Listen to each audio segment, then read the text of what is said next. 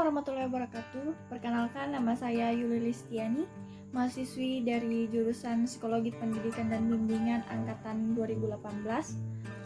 Saya akan menjelaskan mengenai konseling naratif. Selamat menyaksikan.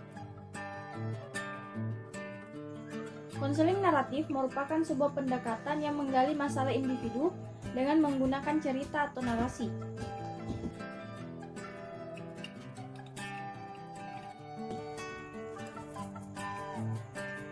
Naratif terapi berasal dari Australia yang dikerjakan oleh Michelle White dan David Epson pada tahun 1990. Michelle White tinggal di Dulwich Center di Adelaide, Australia. David Epson adalah salah satu pengemban dari naratif terapi. Dia adalah asisten direktur di Pusat Terapi Auckland, New Zealand, dan penulis serta pengajar dalam ide-ide naratif. Dia sering melakukan perjalanan internasional, penyaji kuliah, dan lokakarya di Australia, Eropa, dan Amerika Utara. Di antara sekian banyak yang menarik dari profesinya adalah bekerja dengan anak-anak penderita asma, membuat kelompok pendukung bagi wanita yang hidupnya terancam, dan menarik hati ayah yang tidak suka menjadi orang tua bagi anak-anaknya.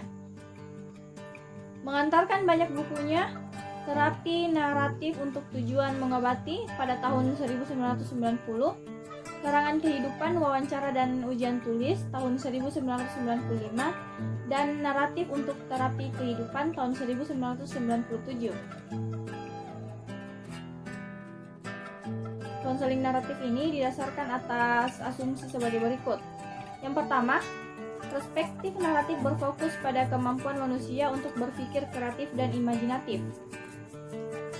Praktisi naratif tidak pernah menganggap bahwa ia tahu lebih banyak tentang kehidupan klien daripada yang mereka lakukan. Kedua, klien adalah penafsir utama pengalaman mereka sendiri. Tiga, praktisi naratif melihat orang sebagai agen aktif yang mampu memperoleh makna keluar dari dunia pengalaman mereka. Dengan demikian, proses perubahan dapat difasilitasi, tetapi tidak diarahkan oleh terapis. Tujuan utama konseling narasi adalah membawa konseli agar dapat menggambarkan pengalaman mereka dalam pandangan baru. Dalam hal ini dilakukan sampai konseli dapat menemukan pandangan baru terhadap masalahnya.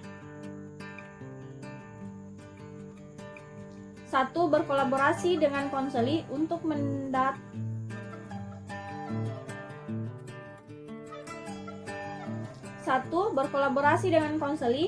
untuk datang dengan nama yang dapat diterima bersama untuk masalah tersebut. 2. Melambangkan masalah dan menghubungkan pada keinginan yang menekan dan strategi untuk masalah tersebut. 3. Menyelidiki masalah yang telah mengganggu, mendominasi, atau mengecilkan hati konseli. 4. Mintalah konseli untuk melihat ceritanya dari perspektif yang berbeda dengan menawarkan makna alternatif dari peristiwa yang dialami. 5. Temukan saat-saat ketika konseli tidak didominasi atau berkecil hati oleh masalah dengan mencari pengecualian untuk masalah ini. 6. Menemukan bukti historis untuk mendukung pandangan baru dari konseli sebagai orang yang cukup kompeten untuk menantang, mengalahkan atau keluar dari dominasi masalahnya. 7. Meminta konseli untuk berspekulasi mengenai masa depan yang bisa diharapkan dari kekuatan dan kompetensi seseorang. Dan 8. Menemukan atau menciptakan audiens untuk memahami dan mendukung cerita yang baru. 1. Pertanyaan dan pertanyaan lainnya. Terapis naratif menggunakan pertanyaan sebagai upaya untuk menghasilkan pengalaman daripada mengumpulkan informasi. Tujuan bertanya di sini adalah untuk terus menemukan atau membentuk pengalaman klien sehingga terapis memahami arah mana yang harus ditempuhnya. 2. Eksternalisasi dan dekonstruksi. Terapis naratif berbeda dari terapis tradisional lainnya, di mana terapis naratif percaya bahwa bukan orangnya yang menjadi masalah, tetapi masalahnya memang sebuah masalah. Menjalani hidup berarti memang menghadapi masalah, tidak menjadi satu dengan masalah. Masalah dan kisah-kisah tentang masalah memiliki pengaruh pada orang dan dapat merubah hidup dengan cara-cara yang negatif. 3. Penemuan hasil yang unik. Terapis berbicara pada klien tentang momen, pilihan, atau keberhasilan berkaitan dengan masalah. Pertanyaan ini dimaksudkan untuk menyoroti momen ketika masalah tidak terjadi atau ketika masalah dapat diatasi dengan baik. Hasil unik seringkali dapat ditemukan dalam masa lalu atau sekarang, tetapi juga untuk masa depan. Menyelidiki pertanyaan seperti ini memungkinkan klien melihat perubahan yang mungkin dilakukannya. 4. Alternatif cerita dan reauthoring. Orang-orang dapat secara kontinu dan aktif mengarang kembali hidupnya, dan terapi naratif menggunakan klien untuk mengarang cerita alternatif melalui hasil yang unik. Terakhir, 5. Mendokumentasikan bukti naratif. Satu teknik untuk mengkonsolidasi keuntungan yang dibuat klien adalah dengan menulis surat. Surat ini digunakan untuk mendorong klien mencatat kekuatan dan prestasi mereka sehubungan dengan menangani masalah atau mencatat makna dari prestasi mereka bagi orang lain dalam suatu komunitas.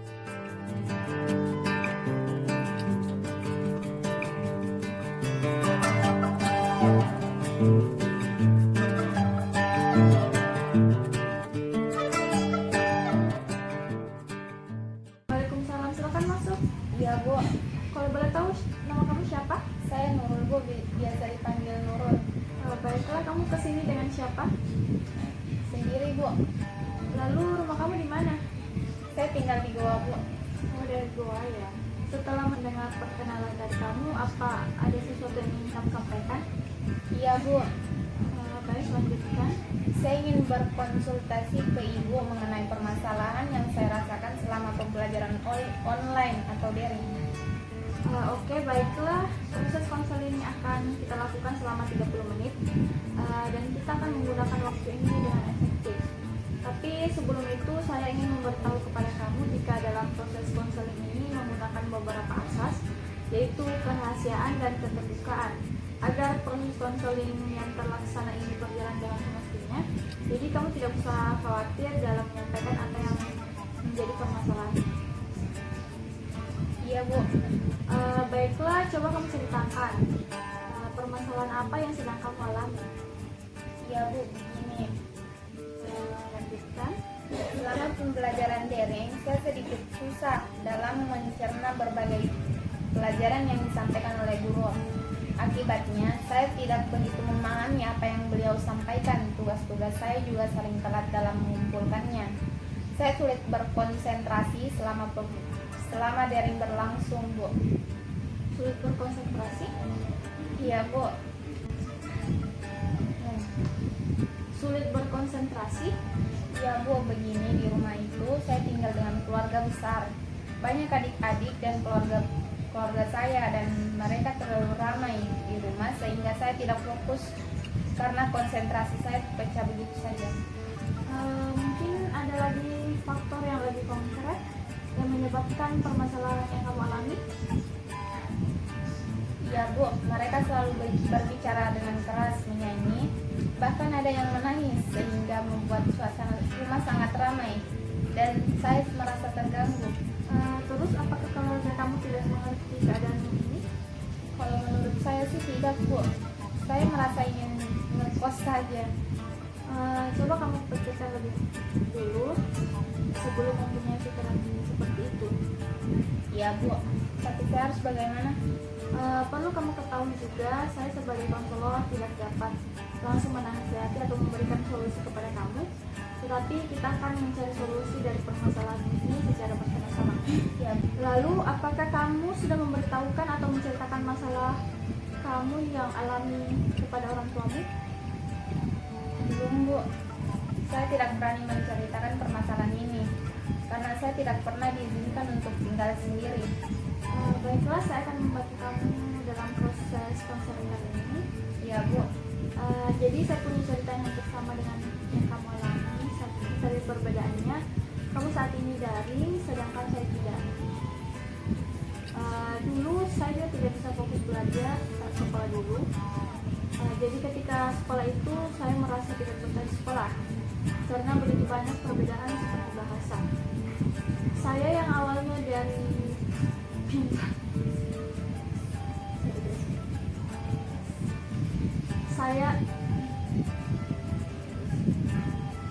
dari saya punya cerita yang hampir sama dengan yang kamu alami saat ini, tapi perbedaannya kamu saat ini daring, sedangkan saya tidak.